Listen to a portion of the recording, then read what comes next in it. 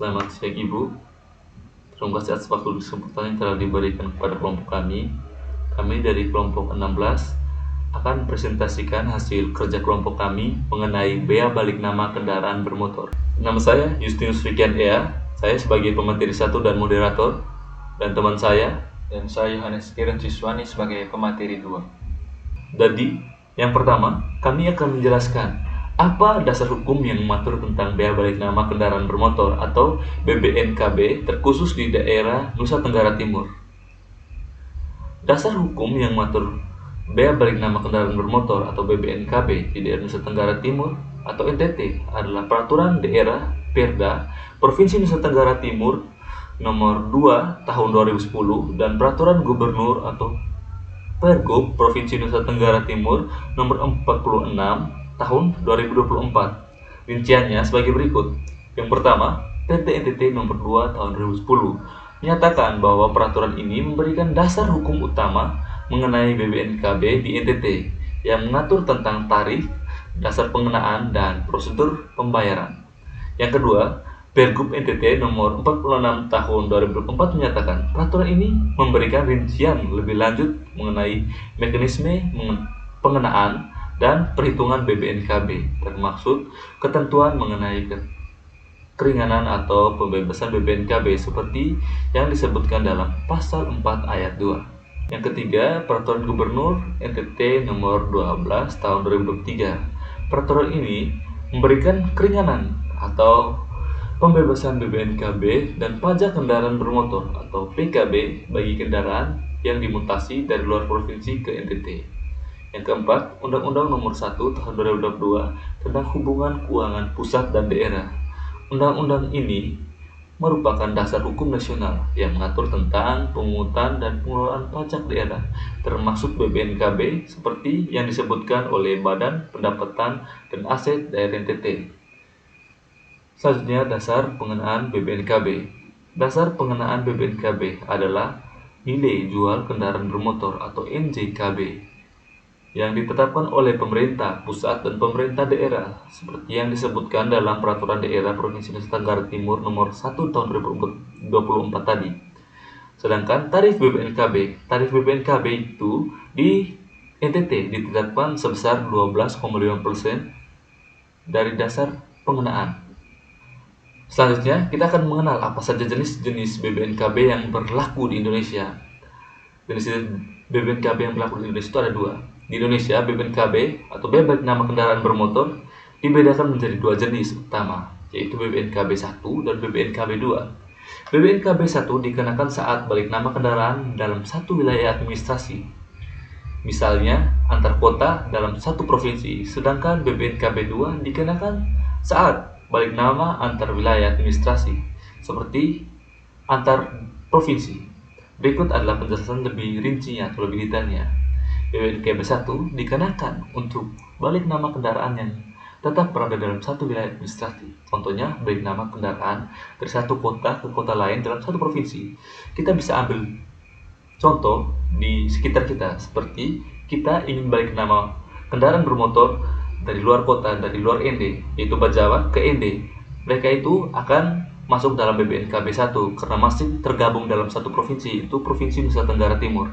Sedangkan BBNKB 2 dikenakan untuk balik nama kendaraan yang berbeda dari wilayah administratif yang berbeda. Contohnya balik nama kendaraan dari satu provinsi ke provinsi lain. Kita bisa mengambil contoh seperti kita ketika ingin balik nama kendaraan motor dari Surabaya ke NTT, itu akan mendapat BBNKB 2 karena antar provinsi. Besaran tarif BBNKB 2 umumnya lebih tinggi dibanding BBNKB 1. Prosedur balik nama kendaraan bermotor dan persyaratannya. Prosedur balik nama kendaraan bermotor: 1. Persiapan dokumen dan pemeriksaan fisik. Yang pertama dokumen, yang kedua surat tanda nomor kendaraan atau STNK asli dan fotokopi. Yang ketiga buku pemilik kendaraan bermotor atau BPKB asli dan fotokopi. Yang keempat kartu tanda penduduk atau KTP pemilik baru dan lama asli dan fotokopi. Yang kelima bukti pembelian dan pemindahan tanganan kendaraan atau faktur kwitansi atau surat pernyataan. Yang keenam, pemeriksaan fisik. Kendaraan harus diperiksa secara fisik oleh petugas Samsat untuk memastikan kondisi dan kesesuaian data dengan dokumen. 2. Pengurusan di Samsat. Yang pertama, pengisian formulir. Anda akan diminta pengisian formulir, penerbitan BPKB baru dengan data pemilik baru dan data kendaraan. Kedua, pembayaran pajak. Bayar pajak kendaraan bermotor atau BKB, biaya balik nama kendaraan bermotor atau BBNKB, dan biaya administrasi sesuai dengan peraturan daerah yang berlaku. Yang ketiga, penyerahan dokumen. Serahkan semua dokumen yang telah disiapkan kepada petugas Samsat. 3. Penerbitan BPKB baru. Yang pertama, tanda terima. Petugas Samsat akan memberikan tanda terima sebagai bukti penerimaan dokumen. Kedua, pengambilan BPKB. Anda akan dihubungi untuk mengambil BPKB baru pada hari yang ditentukan. Selanjutnya, tantangan dan permasalahan yang dihadapi dalam penerapan BBNKB di Indonesia. 1. Kesulitan dalam perhitungan nilai jual. Yang pertama, penilaian subjektif. Yang kedua, kurangnya standarisasi. Yang ketiga, data kendaraan yang tidak lengkap. 2. Kesenjangan informasi dan transparansi. Yang pertama, kurangnya informasi. Yang kedua, transparansi yang rendah. Yang ketiga, kesulitan akses informasi. 3. Sistem infrastruktur yang kurang efektif. Yang pertama, sistem administrasi yang kompleks. Yang kedua, keterbatasan infrastruktur. Yang ketiga, keterlambatan pemrosesan. Yang keempat, potensi penyalahgunaan dan korupsi. Yang pertama, penyalahgunaan kewenangan. Yang kedua, korupsi itu sendiri. Dan yang ketiga, penipuan. Kelima, perbedaan penerapan di setiap daerah. Yang pertama, peraturan daerah yang berbeda. Setiap daerah memiliki peraturan yang berbeda.